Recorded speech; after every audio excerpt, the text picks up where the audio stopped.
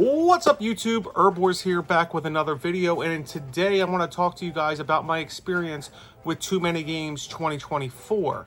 Now, it has been a couple years since I've been to Too Many Games. I can't remember exactly if it's 3 or 4 years, but I haven't been there in the past few years because most of the time this week lines up with my kids' Boy Scout camping trip week when they go to Camp Rodney, and so I'm not able to go to, Too Many Games because I got to be able to get the boys to camp and all that. So luckily their camp was 2 weekends ago, so I was actually able to go to this Too Many Games. Now, I wasn't sure that I was going to go because it was like last moment thing. I figured out Friday night that I wanted to go because right now at work we're really short staffed. We lost 2 guys. One guy quit, but then another guy went out on surgery. So I wasn't sure if I was going to have to be around for weekend call or not. And then I found out Friday evening that I wasn't taking call this weekend. So I came home and I was, I brought the kids to the living room and I was like, guys, do you guys want to go to Too Many Games? Because my youngest son had plans at a water park Saturday and I didn't want to take that away from him with his friend. I gave him the option. But of course, they both decided to come with me and we had a great time. So now this is the first year I've gone in several years, but this is the first time I've gone without my brother since his passing. But this was a pretty cool experience with me and my boys. It was just the 3 of us. We went up there and it was a different experience because a lot of times when I go to Too Many Games, I'm going to Too Many Games as, like a collector, an enthusiast, stuff like that. I'm not really going as, like their point of view, meaning like the very first thing that, when I told them I was going, they looked up the show and they saw that the Pokemon YouTuber A-Drive was there. They're like, oh, we want to be able to walk by him and maybe talk to him. But unfortunately, on Saturday, his line was super long. And we ended up just walking by him a couple times and they saw him. I was like, you guys want to wait in line? They're like, no, Dad, not really. The line looks pretty long. And I was like, okay, what do you guys want to do? And then they had like they're really into like tournaments and stuff. And they really, both my boys really enjoy Super Smash Brothers. The 3 of us, we play Super Smash Brothers. And it's just a thing in this house that we really enjoy to do. But they had a big tournament there. So the boys really wanted to go check that out. And we had fun doing that. It was set up like an esports event. I don't know if anybody's ever gone to one or not. But they have chairs. And, they have like your stage up front and then a giant screen. And then you have 2 guys announcing it. And we had a really fun time watching that. And I gotta be honest, out of all the gaming events and Comic-Cons and stuff, I've never done that part of the conventions before. A lot of times I'm focusing strictly like on the market side of things, going through the different venues to see what they're selling. And a lot of times I do panels and stuff, but this time I didn't do that really. I mean, I did do shopping, but not a lot, as you're going to see later in this video. But I wanted to do the stuff that the boys wanted to do because, like I said, it was last minute. I really didn't have a plan on what I wanted to get. I really didn't have a list of my, current inventory. So like I didn't want to buy, doubles and stuff. So I really kind of stuck to, as far as buying things, I kept it really small. Only a couple things I said to the boys on the drive up. I was like, what do you want to look out for? And they were like, well, you don't have Pokemon Crystal yet. Why don't you pick that up? And I'm like, we'll see if they have it. And then we'll see if they have it for a decent price. And then, I wanted to do all the stuff that they wanted to do. So, like I said, we participated in the Smash audience. We had a really fun time doing that.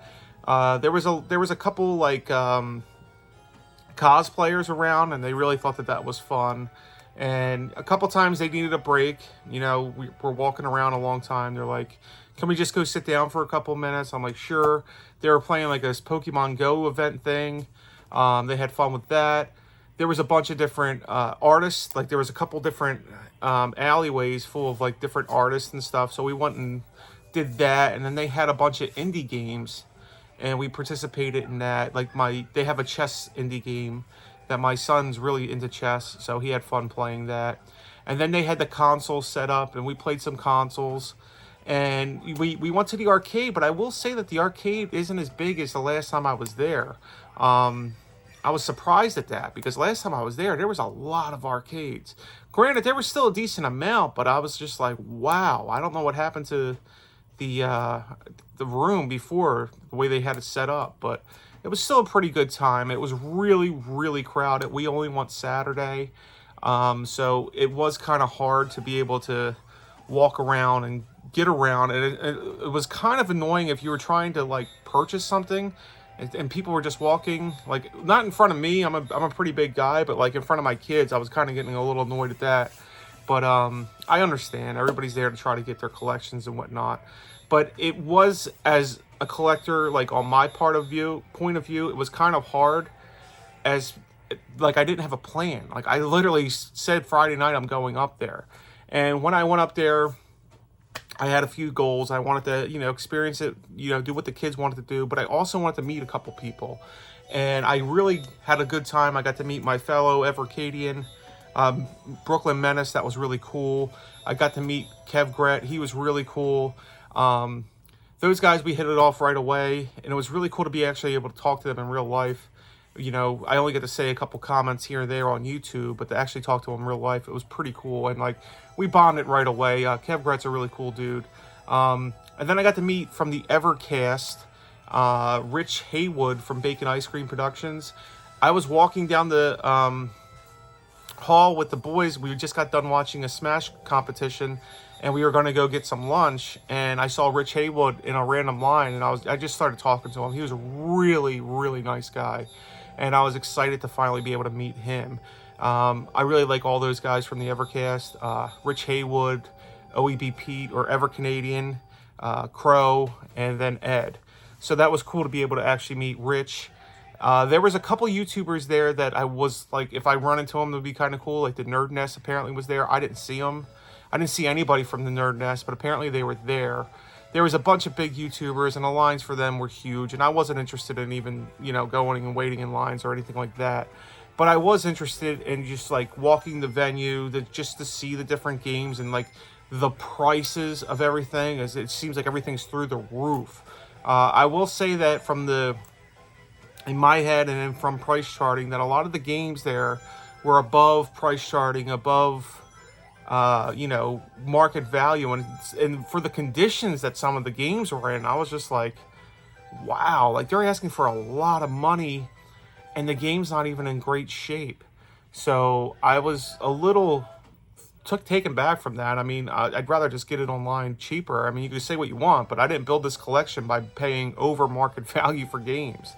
But it was cool to be able to see it all. It was cool to be able to talk to people. Like the boys said to me multiple times, it was cool to be around that many other people that are into the same thing as we are.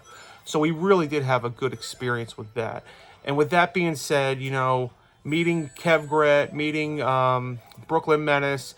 I did see Glenn's Retro Show, and I tried to go up to him multiple times, but man, he was busy. People were really, really into his booth. And I did meet his son, but I just didn't want to bother him. Like, I didn't want to just... I probably should have, in hindsight, just be like, hey, man, remember we've been on a couple panels. I think we were on a panel or two together before. I know at least one. And just be able to talk to him, because, I mean, I own almost all of his products. And, you know, it would have been cool, but, like, he was definitely, like, you know, introducing new people to his products. So I just didn't want to bother him. And I was just doing my best to just give him his space. But Glenn's a really cool guy, and hopefully next year I get to meet him. Now, that being said...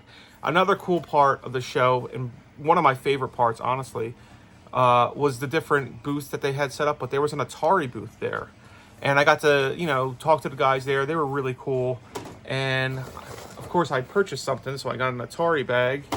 And what I picked up was, which I didn't even know this was out yet, was the Lunar Lander Beyond Physical Edition. This is the deluxe edition. So that was really cool. And I got it for... the show price, so it was not half, but it was money off. But they were really heavily promoting Neo Sprint, their new game, which has been on the VS for a couple months, so I didn't even know it was new until I went there, and everybody was, you know, now it's all over Facebook feeds. And I got, like, Lunar Lander Beyond sticker, but here we go. I got a digital Eclipse sticker. That was pretty cool. I got an advertisement for Yars Rising. And I thought that was cool to be able to, you know, talk to the guys from Atari. And I mean, you know, they just set up the booth or whatever. They were really cool. They were really friendly. I got to meet Rob Burke, who runs the Pinball Expo. I saw him at his booth, and I was like, wait, you were just on the Old School Gamer Live. I was like, and I remember you when you were on Todd Tucky's show. He's been interviewed a couple times, and he was like, you know who I am? I was like, yeah. He was a really nice guy. And so he gave me some advertisements for his Pinball Expo, and then his Pastimes Arcade, which they're trying to have a meetup. Gunther is doing his best to try to have a meetup, which would be cool, but not sure I'll be able to go.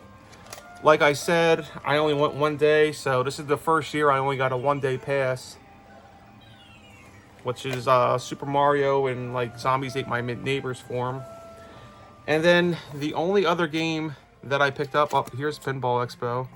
This is literally the smallest pickups I've ever done at a convention, by the way. Was Pokemon Crystal. We ended up getting it. The boys and I found it. They were on a mission, and I was like, you know what? Let's just find this game. Let's pick it up because that's what they want to do, and that's what we're going to do. They also picked up a couple swords because they're really into anime and stuff, and they had like their favorite anime character swords there. And they're like, can we get it, Dad? And I'm like, sure, let's just go get them. But it was the type of thing that I said, think about which character you want. We'll walk around the convention, and once you guys know for sure, we'll go pick them up, we'll drop them off at my truck, and then we'll come back in because we're not walking around with the sword boxes all convention. So anyways, guys, I had a great time at Too Many Games. Like I said, this is the first time it was just the three of us, me and my two sons, and we had a blast, and it was really cool to be able to experience the convention through what they wanted to do rather than normally like how I would do the convention, because I'd be there from beginning to end. We got there at the very beginning, but like we ended up leaving early because they were tired. I mean, we had a lot of walking, but and I would, you know, be doing panels and all this, but I did it the way they wanted to do it, and I had a great time. I'm very thankful that, you know, I have a close relationship with my boys and that they wanted to hang out with me because, you know, they're both teenagers soon. Well, my oldest is 13, my youngest is 12. And I had a great time hanging out with them. I just, you know, I know pretty soon they're going to want to just hang out with their friends and not want to hang out with Dad, but we had a great time, and I'm very thankful. And I had a great time at the show, and I know I'm rambling on, but it was really great to see Brooklyn. Really cool to see Kev Grant. I wish I got to meet Ichabod, because I really like Ichabod Crane. But I didn't get the chance to see him. And I wish I would have just, you know, bit the bullet and just kind of went up and talked to Glenn. Like I said, I didn't want to bother him. But next time. Anyways, guys, thank you so much for watching. I know this is a long video, but I just wanted to talk to you about my experience from Too Many Games 2024. And I can't wait to go back next year. Anyways, guys, thank you so much for watching. Erbwars out.